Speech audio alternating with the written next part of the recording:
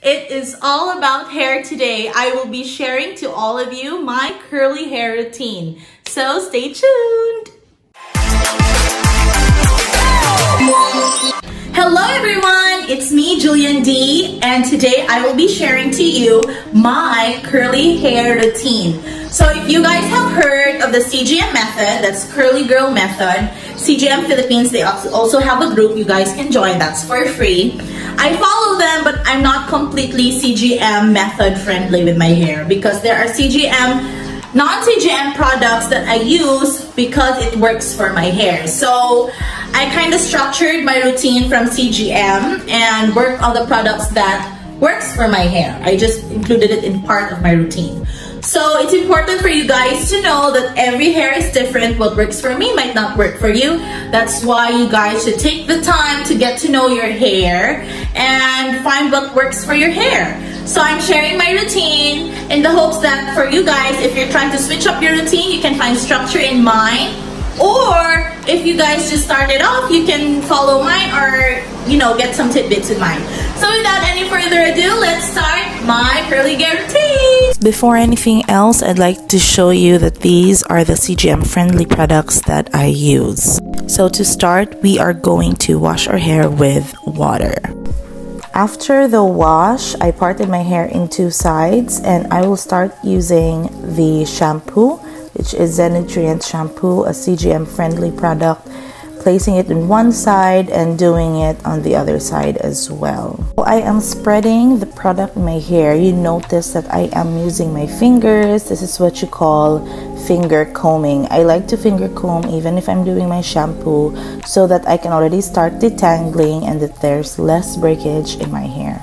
And then we wash. After rinsing it off, I'll now proceed with the conditioner. Same thing, I parted my hair in two sides and I am going to use a dollop for one side and another dollop for the other side. After finger combing the product through my hair, I am now going to detangle using a wide tooth comb.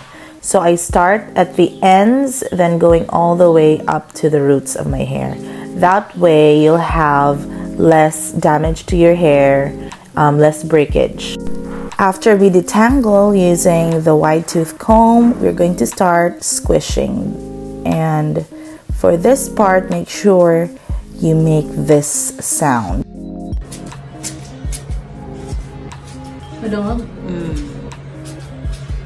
Squishing basically encourages our natural curl patterns. We're trying to reintroduce it. So that's what squishing is for.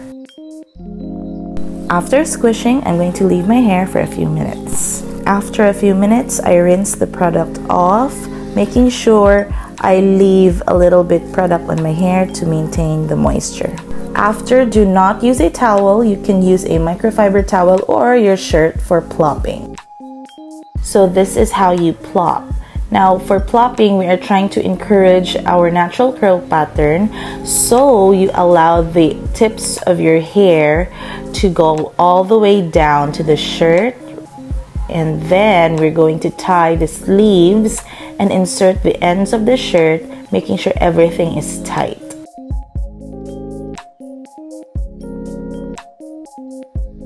So basically, I leave my hair in this shirt for as long as I can, so I can brush my teeth, do my face, just ensure that it's tight so the curls are intact.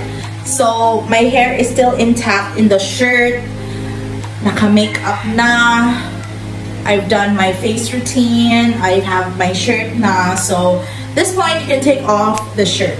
So there's no particular time, I would say. I use it as much, I take as much time as I can to keep the curls together. So this is how it looks right now. So you can see that the curls are forming, keeping the curl pattern.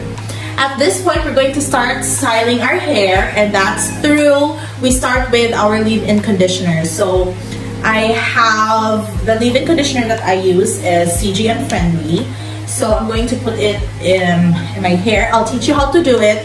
But before that, I'm going to have to wet my hands. It's important to wet my hands because it might cause frizz if I keep touching my hair and then it's already intact. So I will be back Okay, so I have my pail here.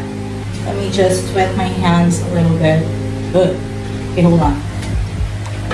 Okay, it's wet, so I will start by putting my leave-in conditioner. So I just put like, be generous with it. It's important to moisturize your hair. So I parted my hair two sides. You can part it as much as you can. So I put it like that in my hair. So it's like your finger combing your hair. I'm not gonna be using any comb this time. I'm just using my fingers. But I know that the Denman brush works wonders for hairstyling at this particular part of the process.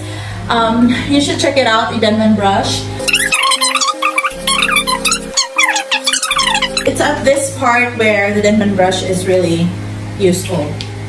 So if you don't have a Denman brush, you can use your hands with her. So at this point, there are some girls who they do the twisting. This one, they do it like that and leave it. But I find it really taxing. I don't have that much time. So what I do is I just do that. It's like I'm combing, but then I'm twirling it. And particularly for my hair, I like to have volume, so I'm pushing it away. I got this technique from a YouTuber. I'm gonna show you her link down below. I forgot her name, but I like her routine, and it's through her that I found about the Denman brush.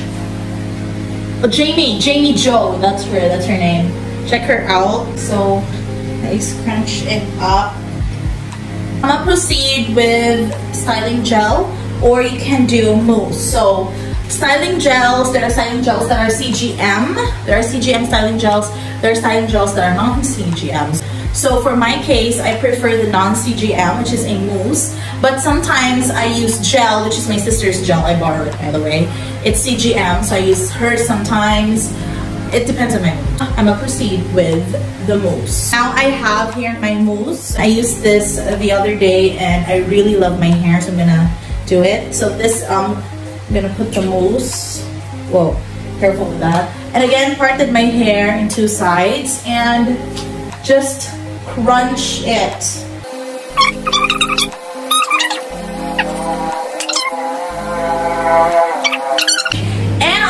You have the choice to air dry your hair, or you can use a diffuser.